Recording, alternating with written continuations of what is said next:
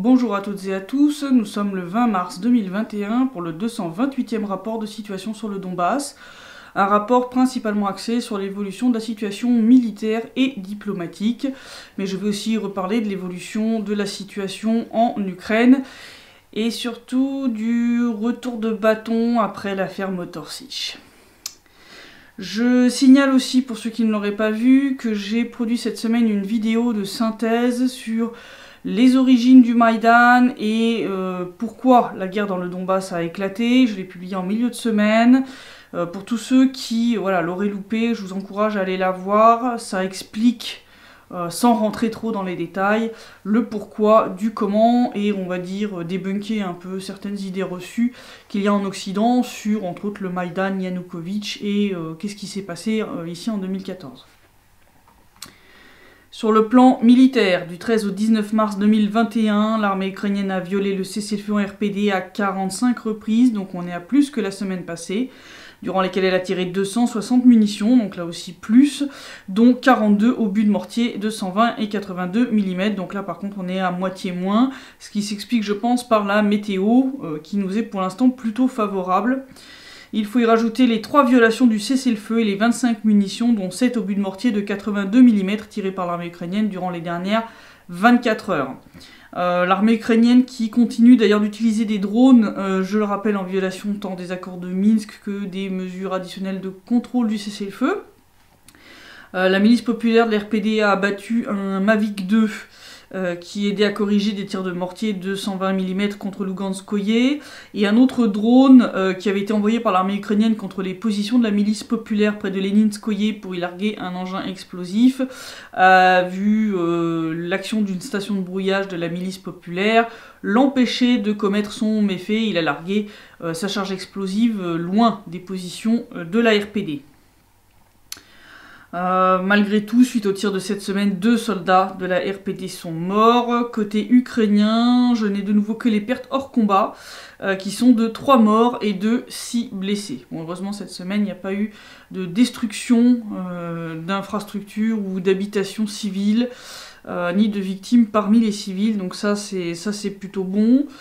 Par contre, autre point très négatif, eh bien, c'est le déploiement des armes lourdes près de la ligne de front, puisque l'armée ukrainienne continue de violer ce point des accords de Minsk. Les services de renseignement de la RPD ont détecté cette semaine le déploiement de 137 pièces d'armement lourd près de la ligne de front côté ukrainien, donc on est à beaucoup plus que la semaine passée, presque le double. Et quand on voit les pièces d'armement en question, il y a de quoi être pas très rassuré, puisqu'on a détecté quand même 10 lance-roquettes multiples grades de 122 mm, 17 obusiers automoteurs Akatia de 152 mm, 4 systèmes de défense antiaérien OSA, 3 systèmes de défense antiaérien Strela 10, 1 système de défense antiaérien Zouchka, 25 chars d'assaut T-72, 56 chars d'assaut T-64, 3 véhicules de transport de troupes blindés type BTR, 10 véhicules de combat d'infanterie type BMP, 3 automitrailleuses type BRDM et 5 véhicules blindés. Donc quand je vois le calibre et entre autres la grande quantité de chars d'assaut, c'est pas rassurant du tout. Voilà. Et puis ce qui est semi-rassurant sur le plan militaire, mais on va dire plus en termes médiatiques, c'est que cette semaine, donc le média ukrainien Strana a publié un article qui est assez édifiant, qui montre qu'effectivement l'armée ukrainienne a des plans d'offensive contre le Donbass, mais qui a aussi servi à démystifier 7 ans de propagande ukrainienne. Parce que je rappelle, ça fait 7 ans que l'Ukraine nous raconte qu'elle combat l'armée russe dans le Donbass, quand même. C'est un article qui se base sur des sources au sein de l'armée ukrainienne, mais aussi au sein du ministère de la Défense. Donc l'article commence par s'interroger sur la réalité de la préparation de Kiev à une offensive contre le Donbass. Une question qui semble trouver une réponse plutôt positive, puisque les sources de Strana sur la ligne de front confirment qu'il n'y a plus de cessez-le-feu, qu'il n'y a plus de retrait des troupes et des équipements. Donc la source précise même que c'est l'armée ukrainienne qui, la première, est revenue sur ses anciennes positions d'où elle s'était retirée conformément à l'accord qui avait été conclu, et que la RPD et l'RPL n'étaient revenus sur leurs anciennes anciennes positions, que suite à la violation commise par l'Ukraine, hein, en réponse. Donc ils ont expliqué que maintenant la distance entre les positions des deux armées c'est énormément réduite, ce qu'on voulait éviter à tout prix. La source de Strana mentionne aussi donc il y a des inspections régulières dans les tranchées pour vérifier le stock de munitions, l'état des armes et de l'équipement, que le quartier général exigeait des cartes des champs de mines, que l'approvisionnement de carburant en uniforme et en nourriture est aussi vérifié. Et autre preuve qui irait dans le sens de la préparation d'une offensive, c'est le fait que les soldats des unités d'active n'ont que très peu de permissions. Donc ça, effectivement, c'est le genre de truc qu'on voit quand on s'attend à une attaque ou qu'on s'attend à devoir attaquer soi-même. Hein, voilà, donc quand il y a quelque chose dans le tuyau, généralement, les soldats, on les laisse pas trop rentrer à la maison. Parce qu'on a besoin de chacun d'eux. Donc Strana s'est ensuite tourné vers une autre source pour vérifier cette hypothèse d'une future offensive de l'Ukraine. Donc cette fois, ils sont adressés à une source au sein du ministère ukrainien de la Défense, qui a affirmé que l'état-major a depuis longtemps des plans pour récupérer les territoires de l'RPD et de l'RPL, et qui compte bien utiliser l'expérience du Haut-Karabakh, et entre autres l'utilisation importante des drones, pour élaborer leur propre plan d'offensive. Donc en fait, ils attendent juste l'ordre. Et c'est là que vient le mais et la grosse démystification, parce que cette source, au sein du ministère ukrainien de la Défense, a quand même déclaré que si la Russie décidait d'intervenir, l'Ukraine devra renoncer à son offensive et retirer ses troupes pour éviter qu'elle ne tombe dans un chaudron. Donc en d'autres termes, pour que l'offensive ukrainienne dans le Donbass marche, il faut que la Russie n'intervienne pas. Petit problème pour Kiev, c'est que la Russie n'a pas l'intention de laisser ses concitoyens se faire massacrer sans réagir, et qu'ils le savent. Et c'est là qu'ils nous ont sorti un truc absolument énorme, je vous le cite in extenso, parce que c'est très important. Donc cette source, au sein du ministère ukrainien de la Défense, a déclaré que plusieurs grandes unités de l'armée russe sont déployées à la frontière avec le Donbass, y compris avec des équipements lourds et de l'artillerie. Selon nos estimations, l'armée russe a besoin de moins d'une journée pour être déployée et mise en action dans le Donbass. Bon, déjà, clairement, s'ils doivent renoncer à toute offensive en cas d'intervention de la Russie, ça veut dire que les grandes affirmations de certains officiels ukrainiens qui nous disent que l'armée ukrainienne est de taille à faire face à l'armée russe, tombe à l'eau. On va y revenir d'ailleurs, hein, oui, parce qu'il y en a qui soutiennent encore ce genre de délire. Et puis surtout, sans le vouloir, Strana vient de torpiller 7 ans de propagande ukrainienne concernant l'agression russe dans le Donbass. Puisque je rappelle que ça fait 7 ans que l'Ukraine crie haut et fort que la Russie a envahi le Donbass, que les RPD et les RPL sont des administrations d'occupation, et que l'armée ukrainienne retient les hordes barbares venues de l'Est... l'armée russe. Hein. Bon, sauf que ce que nous dit Strana et sa source, ce que je vous ai cité in extenso, c'est que l'armée russe est toujours bien stationnée de l'autre côté de la frontière. Hein, ils sont à la frontière avec le Donbass, c'est-à-dire en Russie. L'armée russe est en Russie, ce qui est normal. J'aimerais qu'on m'explique quand même comment une armée d'occupation peut envahir et occuper un territoire sans y être. Là, le mythe de l'agression russe et de l'occupation russe dans le Donbass vient de voler en éclats en une phrase. Merci Strana. Parce que vous venez d'admettre que l'armée russe n'est pas dans le Donbass, si vous réécoutez ce que j'ai dit plus tôt. C'est d'ailleurs ce qui permet à l'état-major ukrainien de faire des bons gros fantasmes sur la récupération militaire des territoires de l'RPD et de l'RPL, puisque comme l'indique la source de Strana, si la Russie intervient, l'armée ukrainienne devra se retirer, pour pas finir prise dans un chaudron façon Debaltsevo ou Ilovaisk. Ce qui détruit la fameuse histoire de on est de taille à faire face à l'envahisseur russe et on le retient depuis 7 ans.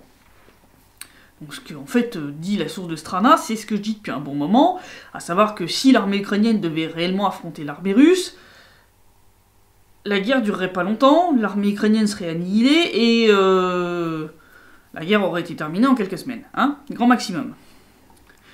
D'ailleurs, cette source de Strana s'arrête pas là, continue de démonter la propagande ukrainienne, puisque je vous avais dit que donc, dans une sublime inversion accusatoire, l'Ukraine, dans sa préparation médiatique pour son offensive, avait accusé la RPD, la RPL et la Russie d'être ceux qui en réalité préparaient une offensive. Hein.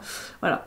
Et donc là, cette source de Strana au sein du ministère ukrainien de la Défense te dit que c'est improbable, en expliquant que vu la taille des milices populaires de la RPD et de la RPL, bah, les soldats sont trop peu nombreux pour lancer une offensive de cette envergure, et que pour soutenir une telle action, la Russie devrait envoyer de quoi au moins doubler leurs effectifs, c'est-à-dire 20 à 30 000 soldats, ce qui serait tout sauf discret. Donc Strana en conclut que la seule option pour une reprise du conflit à grande échelle, dans le Donbass, ça serait une offensive menée par l'armée ukrainienne. Donc là-dessus, on est raccord.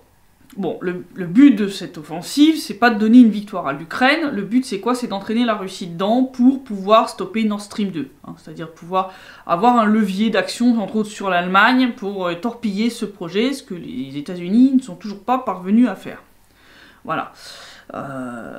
Clairement, vu que ce qui est recherché, c'est pas une victoire, mais en fait une défaite, Zelensky est pas très chaud, parce qu'il sait que s'il envoie l'armée au casse-pipe, c'est lui qui va être considéré comme responsable de cette défaite. Et c'est, à mon avis, ce qui explique les histoires avec un film que Bellingcat doit sortir. Donc vous vous souvenez, je vous avais dit que Dmitry Gordon, le fameux propagandiste en chef de Kiev, avait parlé de la date du 15 mars. Eh bien, il semble qu'en fait, cette date, c'était celle à laquelle un documentaire de Bellingcat sur la fameuse histoire des 33 Russes qui avaient été arrêtés en Biélorussie devait sortir. Bon, Bellingcat a essayé de nier, mais bon, ils sont assez pathétiques dans leur dénégation. Documentaire dans lequel il semble que Bellingcat a l'intention de dévoiler l'identité de la taupe au sein de l'entourage proche de Zelensky, qui est responsable de la débâcle de cette opération secrète. Voilà. Et donc cette vidéo devait normalement, semble-t-il, sortir le 15 mars, et que la date a été repoussée au mois d'avril.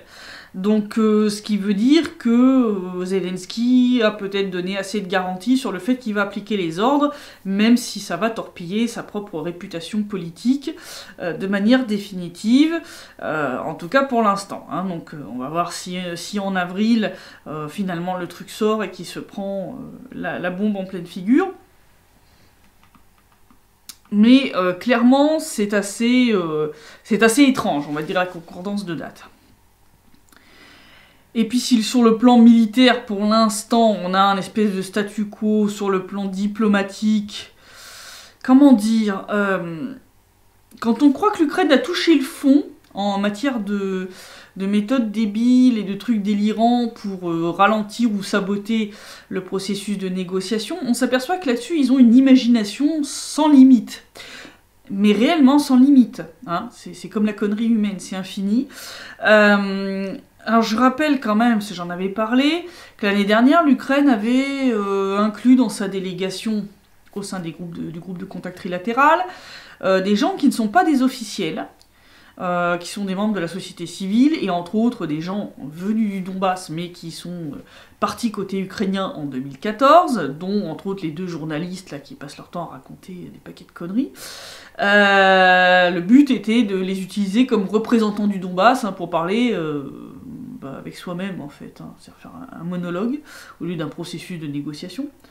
Bon, clairement, l'RPD et l'RPL avaient compris que bon, l'Ukraine cherchait une réaction négative de leur part pour pouvoir dire « Ah, vous voyez, ils sabotent le processus de négociation, ils veulent pas négocier avec nous. » Donc, on avait fait comme s'ils n'étaient pas là, malgré les conneries qui sortent de manière régulière.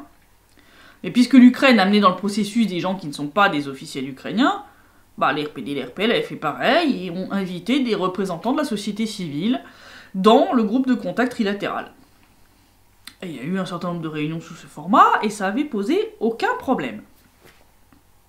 Et là, cette semaine, donc il y a eu une réunion pendant 2 jours, hein, comme d'habitude, c'est toujours 2 jours, donc le 16 et le 17 mars. Là, le 16 mars, d'un seul coup, la présence de l'une de ces représentantes de la société civile a posé problème. Voilà, donc ça faisait des mois que ça fonctionnait comme ça sans aucun problème. Et voilà, d'un seul coup, hop, Ah non, ça nous va plus, ça nous va plus. Donc ils ont refusé de poursuivre la réunion à cause de la présence de Maya Pirogova. Donc Maya Pirogova qui est une journaliste du ministère de l'information de la RPD, que je connais, hein, parce qu'on se croise régulièrement. Et donc ils ont accusé Maya d'avoir créé une organisation terroriste, ce qui, selon l'un des représentants ukrainiens, discrédite tout le processus de négociation. Alors, je connais Maya, c'est une nana adorable, hein, gentille comme tout. Alors, si c'est une créatrice d'organisation terroriste, je pense qu'on doit pas avoir la même définition du mot terrorisme. Hein. D'ailleurs, ils n'ont pas été foutus d'expliquer quelle organisation terroriste elle avait créée, hein, quand on leur a demandé. C'est un petit peu compliqué, effectivement, parce qu'elle n'en a créé aucune. Hein, non, c'est franchement, là, qualifier Maya de terroriste, là, quand même, c'est quand même énorme. Bon, c'est une position complètement absurde, parce que, comme je l'ai dit, il y a eu plusieurs réunions sous ce format-là, et ça leur avait posé aucun problème que Maya soit là.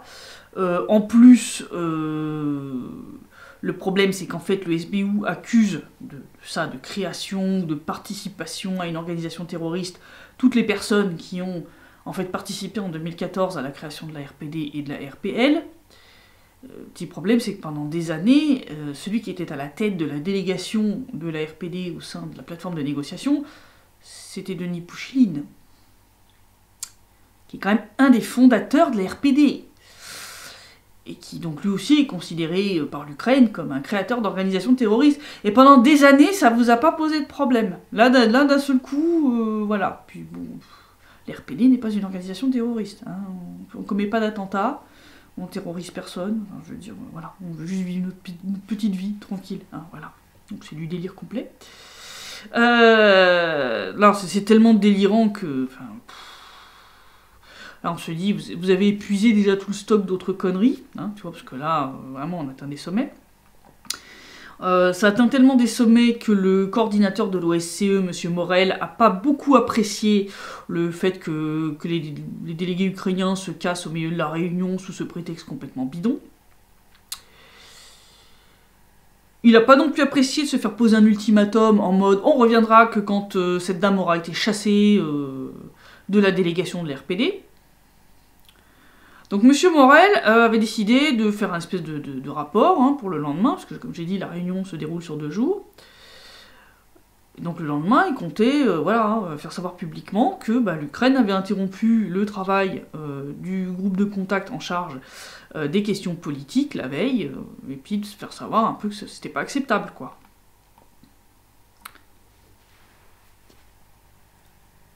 Eh bien, l'Ukraine a décidé de s'enfermer dans son comportement merdique, au lieu de faire face aux conséquences de ses actions, et a en fait continué sa méthode de chantage, provoquant un retard de 2 heures de la réunion. 2 heures. 2 heures pendant lesquelles la RPD, la RPL, la Russie et l'OSCE ont essayé de faire comprendre à Kiev que bon, c'était pas acceptable, qu'il fallait arrêter les conneries, et qu'il fallait se mettre au boulot. Hein, voilà, 2 heures. Au bout d'un moment, la RPD a dit bah, écoutez, puisque c'est comme ça, on vous propose de retirer des 2 côtés les représentants de la société civile pour ne garder que les officiels, ce qui était la structure de négociation de base, hein, des groupes de contact, mais l'Ukraine a refusé de devoir retirer ses représentants. Bon, au vu de la situation, les représentants de l'RPD et de l'RPL, y compris Maya, ont donc décidé de commencer la réunion, hein, et de discuter des questions politiques, que l'Ukraine le veuille ou pas. En mode, écoutez, les mecs, vous êtes bien gentils, on va arrêter les conneries 5 minutes, on va se mettre au boulot, hein, ça va bien un peu les bêtises. Et puis bien entendu, la partie ukrainienne n'a pas trop apprécié, surtout le vice-premier ministre ukrainien, Reznikov, voyant qu'il n'arrivait pas à imposer son diktat, il a quitté brutalement la vidéoconférence, ce qui montre qu'il a bien peu de respect pour les autres membres de la réunion, y compris M. Morel. Après, lui et Arestovitch ont raconté tout un paquet de conneries dans les médias. Ils ont menti, mais éhontément, en disant oui, mais en fait, nous on avait proposé de revenir au format initial de négociation. Alors que c'est pas vrai, c'est l'RPD qui a dit bah écoutez, si ça pose un problème, on retire les représentants de la société civile des deux côtés. C'est la RPD qui a fait la proposition, c'est pas vous. Vous êtes arc-boutés sur vos conneries et vous avez foutu en l'air 2 réunions. D'accord, donc faut arrêter les bêtises. Hein, ça, c'est des contes de fées pour la propagande ukrainienne, ça. Bref. Ils ont aussi raconté... Oui, et puis on a demandé à discuter du déminage. Du déminage, oui, parce qu'il n'y a pas que le groupe de contact politique qu'ils ont saboté, ils ont saboté tous les autres groupes aussi. Parce que donc dans le groupe de contact en charge des questions de sécurité, la RPD et la RPL ont de nouveau amené sur la table le problème des mesures additionnelles de contrôle du cessez-le-feu et surtout le mécanisme de coordination, hein, puisque l'Ukraine refuse toujours de discuter de ça. Et donc, cette fois, pour pas en discuter, ils ont dévié la discussion en disant « Oui, mais nous, on veut discuter du déminage ». Sauf que, comme l'a dit la RPD, je vois pas comment les démineurs vont pouvoir travailler alors qu'il y a des obus qui tombent régulièrement, quotidiennement, sur la ligne de front où se trouvent les champs de mines. Hein, les démineurs, c'est pas des kamikazes, quand même. On va pas les envoyer au casse-pipe pour faire plaisir à l'Ukraine. Hein, pour pouvoir déminer, il faut le cessez-le-feu. Hein, je veux dire, c'est mécanique, hein, ça va dans un ordre hein, bien précis, on peut pas faire n'importe quoi. Bref, non mais... Hein, je veux dire, c'est du grand n'importe quoi. Reznikov, d'ailleurs, qui après a déclaré que l'Ukraine faisait tout pour maintenir le cessez-le-feu. Fallait oser la sortir, celle-là. Hein. Je rappelle quand même que c'est l'armée ukrainienne qui a commencé l'escalade et violé de plus en plus le cessez-le-feu, et qu'on a bien tardé à vous répondre, quand même. Hein. Donc, là, non, mais il recule devant rien, niveau mensonge. Le groupe de contact en charge des questions humanitaires, alors lui a été le théâtre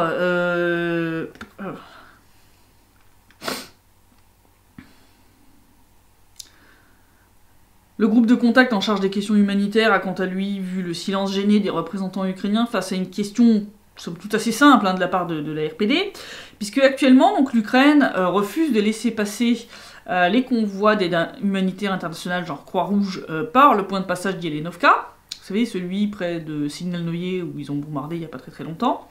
Hein, donc l'Ukraine dit on ne peut pas laisser passer parce que c'est trop dangereux. Sauf que je rappelle que des civils passent par ce point de passage 2 fois par semaine. Donc la RPD a demandé à M. Reznikov, toujours lui, une question très simple et très logique. Hein, c'est de savoir pourquoi le gouvernement ukrainien considère que le passage est dangereux pour les marchandises, mais qui ne voit pas de problème à laisser passer des civils. La RPD a eu beau poser la question plusieurs fois, il n'y a pas eu de réponse. La seule conclusion à en tirer, c'est que pour l'Ukraine, les citoyens du Donbass valent moins, leur vie vaut moins que des marchandises. C'est charmant. Et ils espèrent réellement récupérer ces territoires. Non, mais sérieusement, là, bref... C'est édifiant. Donc on voit vraiment qu'ils sabotent totalement les accords de Minsk. La France et l'Allemagne se font remarquer par leur silence, hein, ou par des grandes déclarations lénifiantes sur les efforts de l'Ukraine pour mettre en œuvre les accords de Minsk. Quels efforts? Elle fait des efforts pour les saboter. C'est visible de tout le monde. Appelez un chat. Ou alors fermez votre gueule une bonne fois pour toutes, admettez que les accords de Minsk sont officiellement morts et enterrés, vous levez les sanctions contre la Russie et vous arrêtez de nous casser les pruneaux avec ça. Parce que vraiment, ça va bien 5 minutes. Hein. Mais franchement, quand je vois nos négociateurs qui 2 fois par mois se farcissent ce genre de conneries, 4 jours par mois, 2 fois 2 jours à chaque fois, et ils se tapent ce genre de délire. Mais sérieusement, ils ont de la patience. Hein. Ils ont de la patience, nos diplomates. Hein. Moi, je te le dis. Hein. Bref, je reviens très brièvement sur le coronavirus. En RPD, on en est à 27 597 cas, dont 2163 morts. RPL, 3453 cas, dont 303 morts. Et en Ukraine, ils battent de nouveau des anti-records, de nouveaux cas, etc. Enfin, c'est la catastrophe. Ils en sont à 1 535 218 cas, dont 29 775 morts. Il y a a eu une députée ukrainienne qui a déclaré que, donc là ils veulent faire un nouveau confinement comme en France là, et il y a une députée ukrainienne qui a dit que en fait Zelensky était en train de transformer l'Ukraine en ghetto du Covid. Voilà, c'est charmant. Voilà. Et puis je vous avais dit que l'Ukraine allait payer le coup qu'ils ont fait aux Chinois avec Motorsiche. Donc je rappelle pour ceux qui n'ont pas suivi, Motorsiche qui est une société qui produit des moteurs d'avions et d'hélicoptères, qui avait commencé en fait à être rachetée par des investisseurs chinois, parce que la société est dans la merde financière après avoir perdu le marché russe grâce à la russophobie des autorités post-Maïdan. Donc la société a perdu je crois c'était 75 ou 80% de son marché d'exportation vers la Russie. Donc résultat des courses, ils ont vite plongé. Les Chinois ont passé quelques commandes, mais pas de quoi rattraper la différence. Et résultat des courses, des investisseurs chinois ont dit écoutez, on vous propose, on rachète la société, on investit dedans et on construit une usine en Chine, parce qu'en fait les Chinois ont besoin d'une expertise en matière de construction de moteurs d'avions et d'hélicoptères, et donc clairement c'était très intéressant pour eux d'investir là-dedans. Sauf que les États-Unis ont vu ça d'un très mauvais œil et ont obligé l'Ukraine à bloquer complètement la transaction, geler les avoirs des investisseurs qui avaient acheté donc des parts dans la société, et à mettre les sociétés chinoises en question sous sanction. Et je vous avais dit que ça allait coûter très cher à l'Ukraine. Bon. Donc déjà, les investisseurs chinois réclament maintenant 3,6 milliards de dollars de dédommagement à l'Ukraine, et la Chine s'est vengée d'une autre façon. Il y a eu une délégation d'hommes d'affaires chinois qui a débarqué en Crimée pour discuter business avec les entreprises de la péninsule, et entre autres approvisionnement en vin et en viande, mais aussi pour investir dans le domaine touristique. Il faut savoir que la Chine a jusqu'ici gardé une position très neutre concernant la Crimée, et là, clairement, elle a changé de position. Et ça, presque tous les experts te le disent, c'est la conséquence de l'affaire Motorsiche. On savoir que depuis déjà l'an passé, la Chine est le principal partenaire économique de la Crimée en matière d'importation de biens vers la péninsule. Donc la péninsule importe beaucoup de biens venant de Chine, comme beaucoup de pays dans le monde. Et maintenant, les marchandises vont aussi aller dans l'autre sens, c'est-à-dire que la Crimée va exporter des biens vers la Chine. Bien sûr, l'Ukraine a hurlé. Ça n'a pas loupé. Mais la Chine a peu apprécié la réaction ukrainienne. Le ministère des Affaires étrangères chinois a rappelé que les sociétés chinoises ont maintenu des contacts avec la Crimée, même après 2014, qu'elles y travaillent sur base des principes du marché. Pékin a aussi déclaré que cette interaction commerciale ne devrait pas être politisée, et qu'elle espérait que les parties intéressées régleront comme il se doit les problèmes à travers le dialogue et la négociation. En clair, vous avez essayé de nous la faire à l'envers. Voilà l'addition.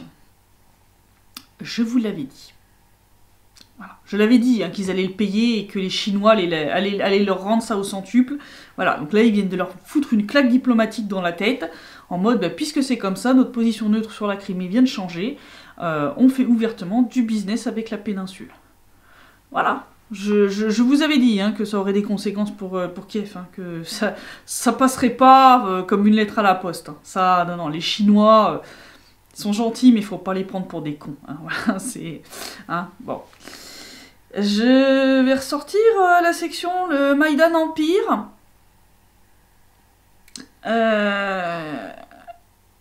Avec un député d'un parti néo-nazi, Svoboda. Vous savez, ce que les médias occidentaux vous disent... non, ils sont juste un peu d'extrême droite, mais pas trop.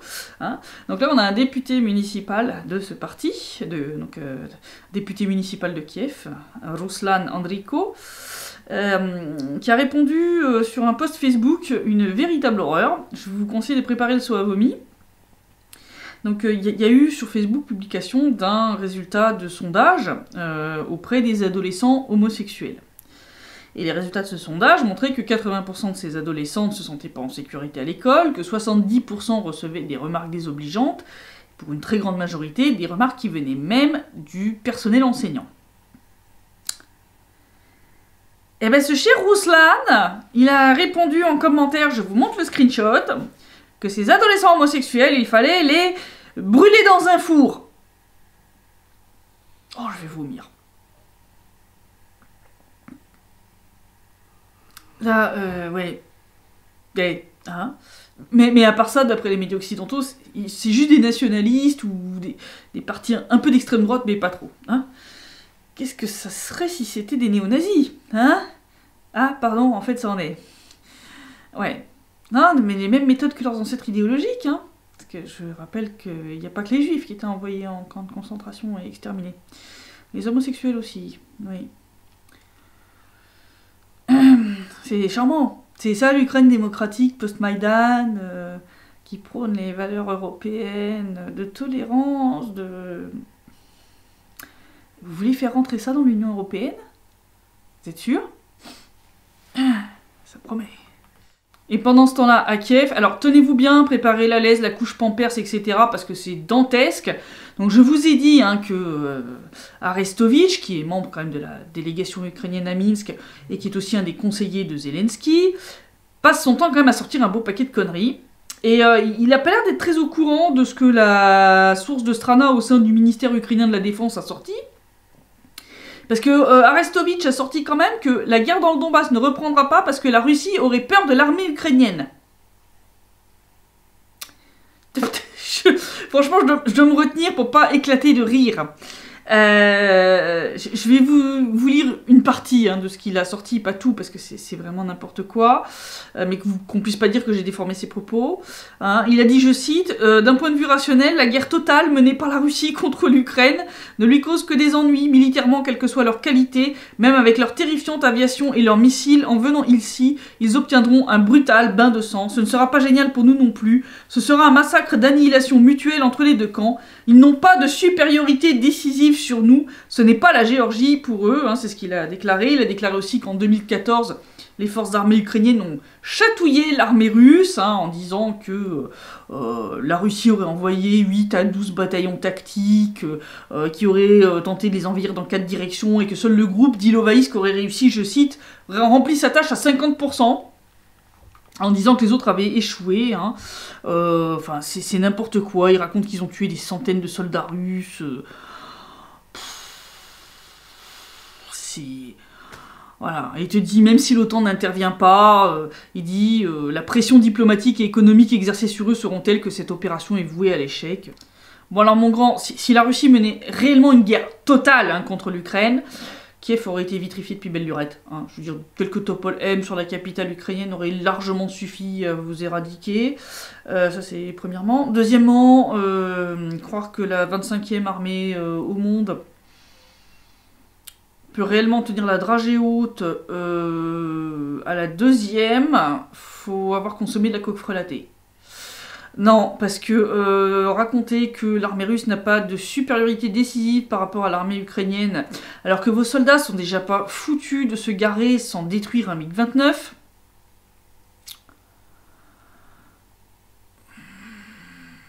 Bon, un jour où vous serez capable de faire des trucs comme les Iskander, les Topol M, etc., on en reparlera. En attendant, juste taisez-vous, parce que là, ça devient vraiment ridicule.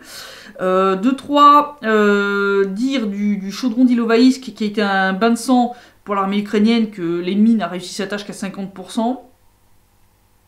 Ça aurait été quoi si on avait réussi à 100%? On aurait annihilé non seulement l'armée ukrainienne, mais l'Ukraine tout entière? Non, parce que, je dirais Ilovaisk, vous avez mangé cher quand même, hein. Dire que l'ennemi a réussi sa tâche qu'à 50%, je sais pas ce qu'il te faut. Hein? Je veux dire, vous vous êtes fait annihiler quand même, hein, puis pas qu'un peu. Hein? Ilovaisk, Saour-Mogila, la bataille des frontières, vous vous êtes fait exterminer. Débaltsez-vous aussi, hein. Donc, bon, je sais bien que la réécriture de l'histoire, c'est un sport national en Ukraine, mais là, faut arrêter la consommation de substances stupéfiantes coupées avec des trucs... Ouais, non, je sais pas qui est le dealer d'Arestovitch, mais arrête mon gars, quoi. Arrête de lui filer des produits coupés à la morora, ou... Je sais pas, où t'as récupéré des champignons hallucinogènes de Tchernobyl, je sais pas. Mais faut arrêter, parce que là, quand tu vois les conneries qui te sortent, la Russie qui aurait peur de l'armée ukrainienne... Ça va pas faire mourir de rire les soldats russes, je vois pas ce que vous allez faire, quoi. Non, mais sérieusement, quoi. Hein, la Russie, elle a même pas besoin de se déplacer, elle envoie quelques missiles calibre. Elle vous démonte votre gueule, mais les doigts dans le nez, quoi. Guerre totale de la Russie contre l'Ukraine. Oh. Non, là, faut arrêter la colle, hein, quand même. Faut arrêter. Faut envoyer M. Arestovitch en cure de désintoxication et s'occuper de son dealer et lui demander ce qu'il a foutu dans ses produits, parce que là, c'est pas possible, quoi. Non. non, là, c'est... Oula. Ouais, ce mec-là est quand même conseiller de Zelensky, je le rappelle. Ça éclaire hein, quand même sur le niveau des politiques ukrainiens. Voilà. Donc voilà la situation. Pour l'instant, la météo n'est pas très favorable à une tentative d'offensive. On a encore des chutes de neige. On a pas mal de pluie aussi. Donc pour l'instant, c'est pas l'idéal. Hein. Donc c'est pour ça que la date du 15 mars donnée par Gordon de manière assez mystérieuse me semblait un peu bizarre. Clairement, pour l'instant, on n'est pas dans des conditions... Même si leur but, c'est pas d'avoir une victoire, faut pas non plus que ça ait l'air de manière trop évidente d'une défaite assurée, si tu veux. Hein. Je dirais qu'il faut quand même que ça ait l'air potentiellement d'une opération tentée dans l'espoir d'une victoire quand même, tu vois, faut pas que ça ait l'air trop cheaté non plus. Donc voilà, pour l'instant, situation à suivre. On va voir comment ça évolue, mais bon, là la Russie a écrit une lettre aux autres participants du format Normandie et de l'OSCE pour leur dire bon écoutez, vous voyez bien que l'Ukraine est en train de saboter totalement les négociations et qu'ils n'ont pas l'intention d'appliquer les accords de Minsk et qu'il serait peut-être temps de le reconnaître officiellement. Hein, voilà. Donc on va voir comment Paris et Berlin vont réagir, mais je pense qu'ils vont continuer à faire la sourde oreille, à faire comme s'ils n'avaient rien vu, rien entendu. Donc voilà, donc situation quand même à suivre de près. Donc je vous dis à la semaine prochaine pour le prochain rapport de situation, et d'ici là, portez-vous bien.